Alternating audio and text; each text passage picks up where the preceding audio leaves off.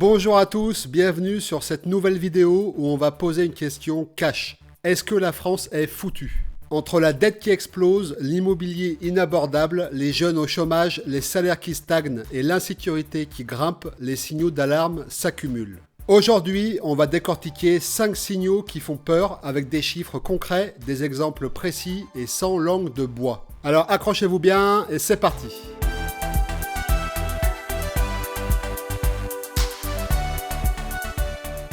On commence avec le premier signe, la dette publique française, un boulet qui grossit à vue d'œil. En juin 2024, elle a atteint 3 228 milliards d'euros, soit 112% du PIB français, bien au-dessus de la limite européenne de 60%. Pour donner une idée, chaque Français, du bébé au retraité, porte plus de 50 000 euros de dette sur ses épaules. Et on attend de nouveaux records en 2025. Les intérêts, 1 600 euros par seconde. En 2025, le déficit budgétaire devrait rester à 5,3% du PIB, malgré des coupes promises de 12 milliards d'euros. Par exemple, l'ancien ministre de l'économie Bruno Le Maire a défendu cette dette en disant qu'elle a sauvé l'économie pendant le Covid. Mais à quel prix ? Les taux d'intérêt grimpent et la France emprunte à des coûts parmi les plus élevés de la zone euro. Si la confiance des marchés s'effrite, on risque une spirale à l'italienne ou à la grecque. Ce n'est pas de la fiction. Les agences de notation comme S&P qui évaluent la solvabilité d'un État, c'est-à-dire sa capacité à rembourser sa dette. En 2023, S&P a mis une perspective négative sur la note de la France. Une perspective négative, c'est comme un carton jaune pour la France. Si la note est ensuite abaissée, les taux d'intérêt que la France paye pour emprunter pourraient augmenter. Cela coûte plus cher à l'État de se financer. Et donc, pour combler cela, encore plus de dettes ou plus d'impôts à venir. Le signe numéro 2, le marché immobilier est devenu un véritable cauchemar pour une grande partie de la population. Certes, en 2024, les prix des logements anciens ont légèrement reculé, à peine 0,1% par trimestre. Mais cette correction est dérisoire face à l'ampleur de la flambée des 2 dernières décennies. Les prix restent tout simplement inaccessibles pour la majorité. À Paris, le mètre carré se négocie autour de 9 800 euros, soit environ 588 000 euros pour un simple 60 mètres carrés. C'est une somme colossale quand on sait que le salaire médian en France ne dépasse pas les 2 000 euros nets par mois. Résultat, il faut presque 30 ans de salaire entier pour devenir propriétaire d'un petit appartement, sans même inclure les intérêts d'emprunt, les frais de notaire ou d'entretien. Et côté location, la situation n'est pas plus enviable. Les loyers explosent eux aussi, surtout dans les grandes villes comme Lyon. Louer un 30 mètres carrés, il coûte en moyenne 600 euros par mois, ce qui représente près d'un tiers du SMIC, qui est à 1 300 euros environ. Et selon les chiffres de novembre 2024, le prix moyen au mètre carré atteignait 17,40 euros, soit environ 522 euros par mois pour un studio de 30 mètres carrés. Si l'on prend comme référence le SMIC net mensuel qui est d'environ 1 300 euros en 2024, cela signifie que près de 38% du revenu d'un SMICard part dans le loyer, dépassant largement le seuil de 30% généralement considéré comme soutenable. Autrement dit, un SMIC ne suffit plus à se loger décemment dans une grande ville. L'équation est simple, les prix sont déconnectés de la réalité des revenus. En 2024, il faut compter 27 ans de SMIC pour financer l'achat d'un 60 mètres carrés à Paris, contre 12 ans au début des années 2000. La propriété devient un luxe, même pour les classes moyennes, et la location un gouffre financier pour les plus modestes. Cela illustre bien la flambée de l'inflation de notre monnaie pour ceux qui en doutaient encore ou qui n'en avaient pas encore conscience. Le troisième signe, les jeunes laissés sur le carreau. En 2024, le taux de chômage des 15-24 ans est de 16,6%, plus du double de la moyenne nationale de 7,3% normalement. Cela veut dire un jeune sur 6 sans emploi, et c'est pire dans les banlieues sensibles où le taux peut frôler les 30%. Oui, c'est vrai, les réformes de Macron ont réduit le chômage global à son plus bas depuis 1982 à environ 7,1%. Mais les jeunes peu qualifiés restent à la traîne. Pourquoi ? Un marché du travail rigide, des contrats précaires et un système éducatif qui produit des diplômés mal alignés avec les besoins des entreprises. Pour un jeune sans expérience, c'est ultra difficile de décrocher un CDI. Les employeurs préfèrent les alternants ou les diplômés Bac+3 minimum.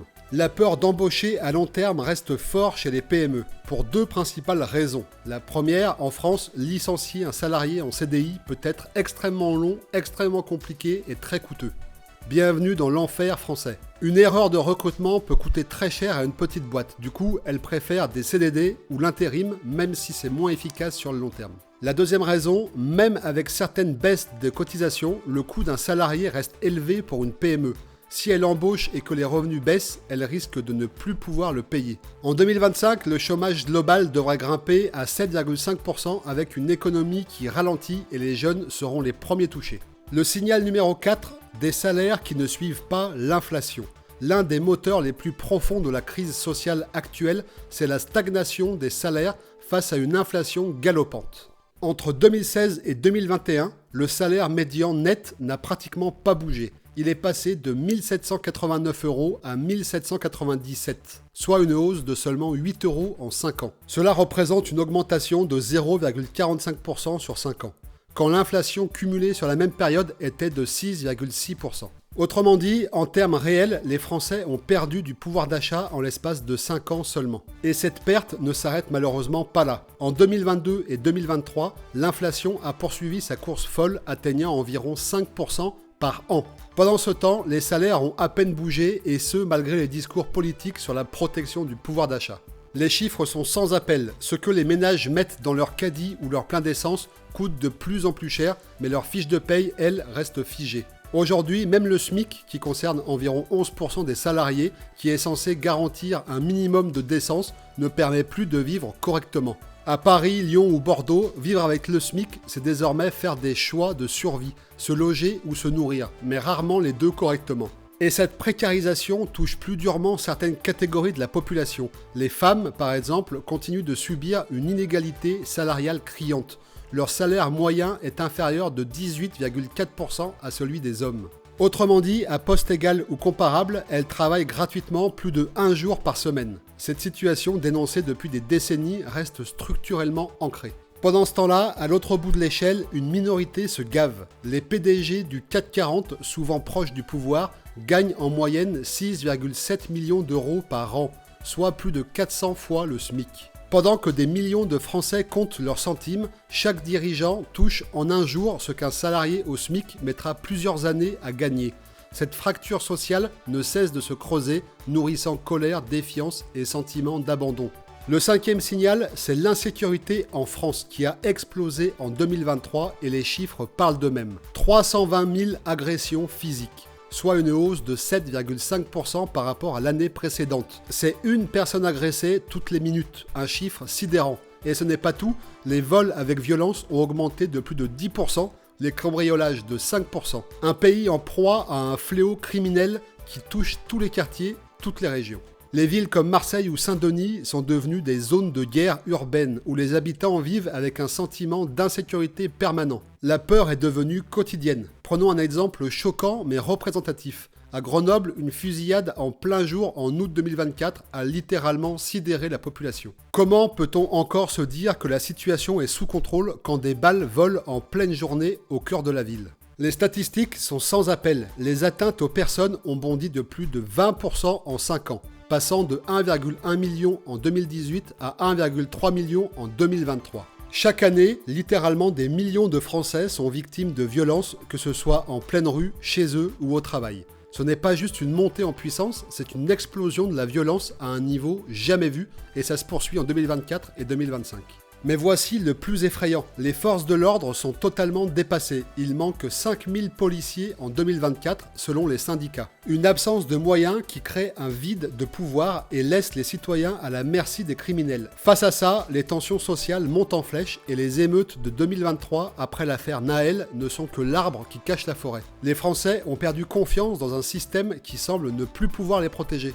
Aujourd'hui, la police française est prise dans un étau législatif et judiciaire qui l'empêche de maintenir l'ordre comme elle le devrait. Les policiers, au lieu d'être autorisés à agir rapidement et fermement pour protéger les citoyens, se retrouvent constamment dans une position où leurs mains sont liées par des règles strictes et des critiques constantes de leurs actions. Mais alors la France est-elle vraiment foutue ? À première vue, les signaux sont alarmants. Ces 5 signes révèlent un malaise profond, mais ils ne racontent pas toute l'histoire, car malgré ces difficultés, la France reste une grande puissance mondiale. Elle est aujourd'hui encore la 7e économie de la planète, avec un PIB avoisinant les 3000 milliards d'euros, un tissu industriel solide dans certains secteurs stratégiques et une capacité d'innovation toujours vivante. Par exemple, l'aéronautique avec Airbus en fer de lance place la France parmi les leaders mondiaux. La pharmacie et les biotech françaises sont performantes, portées par des entreprises comme Sanofi et les investissements étrangers continuent d'affluer. La France restant l'un des pays les plus attractifs d'Europe pour l'implantation de sièges sociaux ou de centres de recherche. Il y a donc encore des forces vives dans le pays, des savoir-faire, une main-d'œuvre qualifiée, une culture de l'excellence qui résiste. Mais pour éviter que ces atouts ne soient étouffés par le poids du déclin,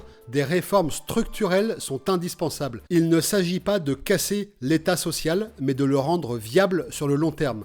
Cela suppose de réduire la dépense publique, aujourd'hui une des plus élevées d'Europe, sans sacrifier les services essentiels, ce qui demande du courage politique mais aussi de l'intelligence de gestion. Il faut aussi rendre le marché du travail plus fluide, simplifier l'accès à l'emploi, valoriser le travail plutôt que la rente, tout en investissant massivement dans l'éducation, la formation et la sécurité, piliers d'un modèle républicain efficace et équitable.